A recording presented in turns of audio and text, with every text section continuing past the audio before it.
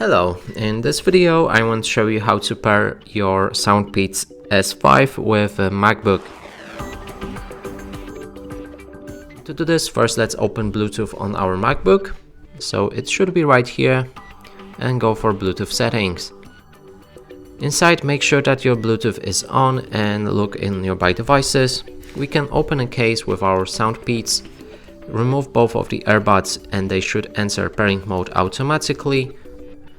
You can see this by looking at the LED lamp. It flashes in the white and red light. That means it's in a pairing mode. But in case you can't find them in nearby devices, put them back in a case. Now there's two buttons which you need to press and hold until they start flashing the white and red light.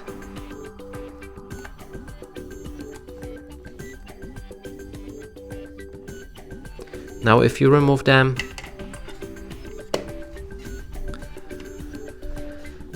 we should be able to see them in nearby devices. Click on Connect